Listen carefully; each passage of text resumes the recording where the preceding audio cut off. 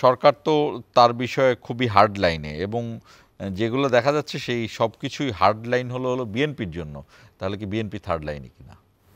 BNP third লাইনে না, BNP একটি যৌক্তিক জায়গায় অবস্থান করছে।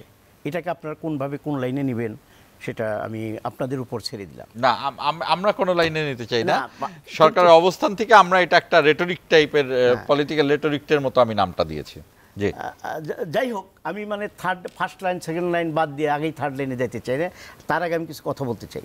আমাদের মহাসচিব স্যার যেটা বলেছেন যে প্রতারণা করেছে, উনি যথার্থই বলেছেন, এখানে কোনো যদি এবং কিন্তু নেই। তারপরও 15ই নভেম্বরের মধ্যে, আজকে হলো এই মাসের মানে আগামীকাল বা হলো শেষ দিন, 30 না 31টা, যাই হোক শেষ দিন বা নভেম্বরের 1 তারিখ, 2 দিন পরেই হয়তো। এখন আগামী 15 দিনের মধ্যে, আগামী 15 দিনের মধ্যে উনি যেটা বলেছেন নির্বাচনে, এটা এই পরিস্থিতিতে এইভাবে উনি কি মনে করে এটা বললেন? এটা কি রাজনৈতিক অঙ্গনে একটা অস্থিরতা তৈরি করবার জন্যে?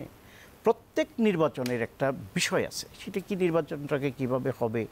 আপনি ফুটবল খেলার মাঠে বা ক্রিকেট খেলার মাঠে যারা দাগ দিবে, যারা রেফারি করবে, কী করবে, তাদেরও তো একটা সংশোধনী আছে। যিনি লাইন কাটবেন উনিও তো পক্ষপাতিত্ব করতে পারে, রেফারি উনি নিজেও তো পক্ষপাতিত্ব করতে পারে। তো সেই জন্য এক্ষেত্রে একটা কাঠামো সাজিয়ে, যেটা সকল রাজনৈতিক দলের মধ্যে একটা আস্থা বিশ্বাসের জায়গায় স্থাপন করবে, সেগুলো না করে হঠাৎ করে 15ই নভেম্বরের মধ্যে নির্বাচনের যে প্রস্তুতির কথা কমিশনকে বলেছে, নির্বাচন কমিশনকে, এটাও কিন্তু আমি মনে করি এটা একটা হঠকারী বিষয়।